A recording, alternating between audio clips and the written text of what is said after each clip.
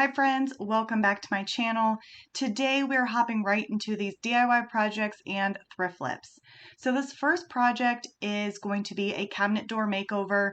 This cabinet was a cabinet that my husband was using for a project. Something happened with it and it was a scrap piece, so he gave it to me to use. So if you have leftover cabinet doors from a furniture flip or if you find one thrifting, hopefully this will inspire you to do something with it. So I'm actually going to make a sign from this, and the paint that was on here was more of like a latex, I think. So I filled in the holes where I needed to. I gave it a good scuff sand, and because I'm going for more of a vintage, like chippy look, I wanted to have a dark like base. So that's why I am painting this entire cabinet first with black paint. I'm not doing the back side. This is for me. I'm not going to be selling it or putting it in my booth or anything. So that's why I'm only doing the front and the sides. So once that black paint dries, I'm going to be mixing up this milk paint. So I've used milk paint like once or twice, so I'm still new to this, but you're going to mix equal parts of the milk paint, which is a powder, to water. And you're going to add the water in, you're going to stir it up really well, make sure it's all mixed in, and then I let it sit for between 5 and 10 minutes just for it to thicken up a little bit.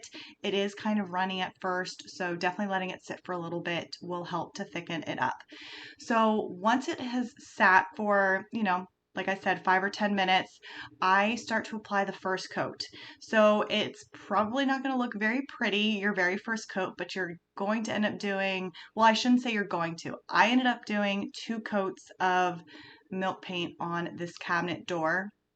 So the first coat went on fairly easily. It didn't have full coverage, but it was pretty good, and the consistency was actually a lot better this time than it was the last time I used milk paint, probably because I did actually let it sit up for closer to 10 minutes than in the past. So as it was drying, it wasn't really giving me a lot of crackle, so I decided to kind of help it along, and I'm applying my heat gun all across the surface of this cabinet door. It just helps enhance and speed up the process, and it definitely helped bring out all of that wonderful cracking that I was looking for. If you don't want to use a heat gun, you can definitely use a blow dryer. That will work as well.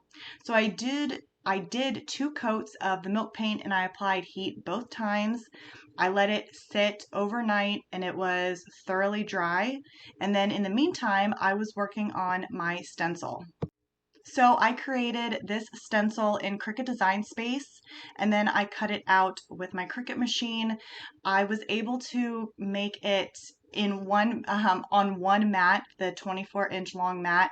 So I sized it accordingly so I didn't have to try and combine 2 different pieces of transfer tape, which can be done, but it's a little bit more complicated. I was going for easy for this project. So I had a little bit of trouble getting the backing off of my transfer tape. So I just flipped it over, and as you can see, I'm applying pressure as I am pulling the backing off. And then I'd already centered it. That's why I have that blue tape on the one side. So I know where to line up the, my stencil. So once I apply the stencil and I remove the transfer tape on the top, I am going to start painting the transfer or the stencil, excuse me. I'm going to be using black paint, and I'm just using the same black paint that I used as the base for this cabinet. It is not chalk paint. I believe it's a resin paint. You can use chalk paint, you can use acrylic paint, latex paint. Whatever paint you want for your stencil is perfectly fine. Just make sure that when you are applying your paint, you have a little amount of paint on your paintbrush, or if you are using a makeup sponge, you can apply it that way as well. You just want to make sure you're not putting a lot of paint onto that stencil because then it could cause bleed through. So thankfully, I just took my time and I did not get any bleed through. I was very happy. But also in this case, it was okay if I had a little bit because I was going for more of that rustic and vintage look. So if I needed to distress it a little bit, I could. But because I was applying the paint with a stencil brush, I was able to go lighter on the paint and it didn't have full coverage anyways, so it looked like this was even older, which I really liked. So I really hope you guys enjoyed this first project.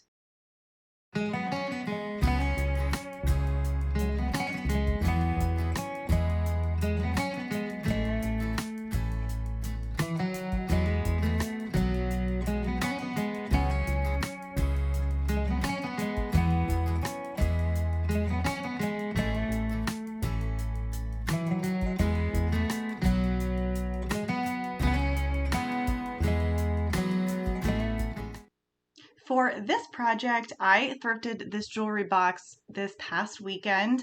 I was actually going to put it in my booth, but then I realized that I kind of wanted it for myself. So I have a large jewelry box right now, but I just don't really wear jewelry, so it's just taking up space. So I decided to give this a makeover so that it would fit into my room, and I'm just going to keep it for myself. So I decided to use the color French Linen. This color is like a grayish color, I guess I would call it.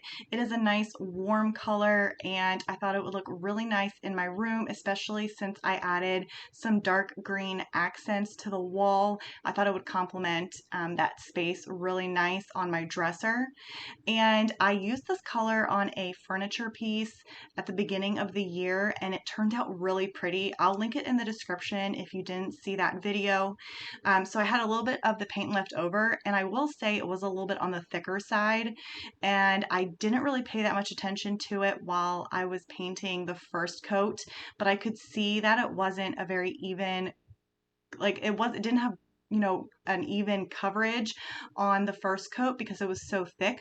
So when I did the second coat, I did have a little bit of water on the side and I would dip my paintbrush into that water once I dipped it into the paint just to kind of thin it out, and it created a really nice, smooth, even finish on this entire jewelry box.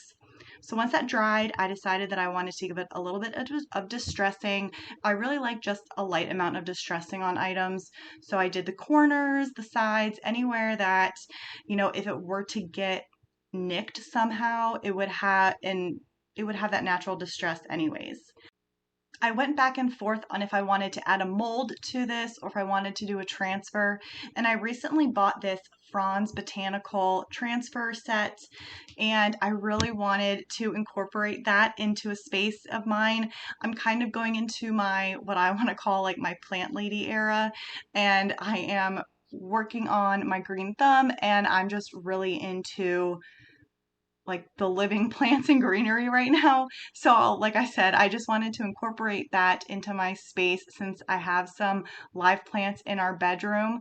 And it took me a while, but I figured out which ones I wanted to use that were going to fit in this space on top of the jewelry box. So I removed the backing from the transfer and then I'm using the burnishing tool to apply the transfer to the piece, and I'm slowly lifting up the top sheet as I am burnishing it to kind of help the transfer get placed onto the item. And I'm just going to add transfers until I am happy with how it looks.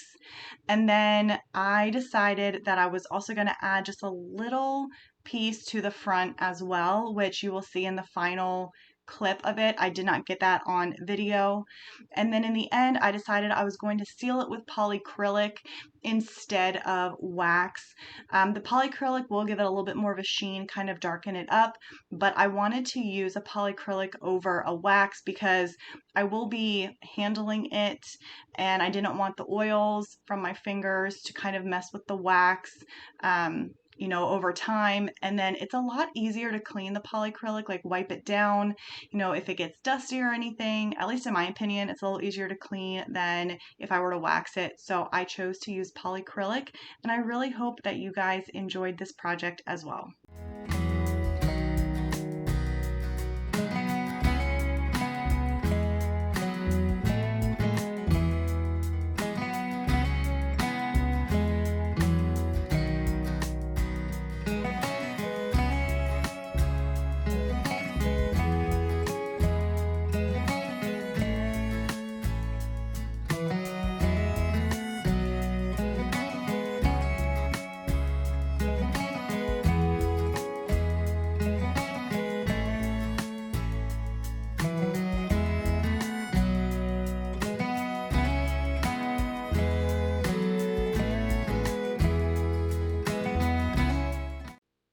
For our last project, we are going to give this cute little wooden tray a little bit of a makeover.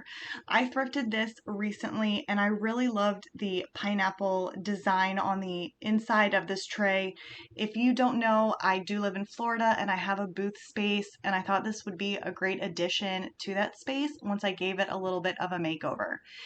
I cleaned it up really well, and I was afraid of some bleed through, so I did do a couple coats of shellac and I let it dry before I started painting. I am using the color Fluff by Dixie Belle. I really like this white color. It's not super harsh of a white, and it doesn't have like yellow undertones. It's not cream colored. So I really like this as a good white base. And then I do give this, I believe it was 3 coats. It just didn't have great coverage, especially because it is a white color, a white paint. But on the 3rd coat, I did the same thing that I did on the last project. I had a little bit of water set aside that I dipped my paintbrush in after I had applied some paint to it, just again to help even out the paint onto the piece, and it just gave that a nice smooth finish.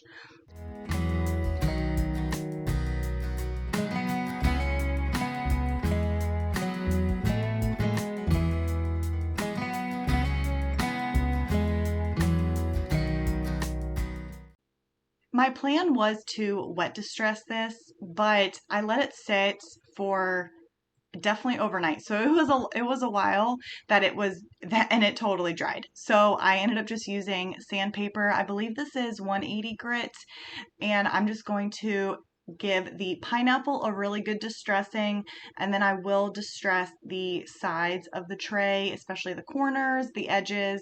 Again, like the last project, anywhere that if it gets hit and, you know, nicked, it will look like it was supposed to be there because it already has a little bit of a light distress on it.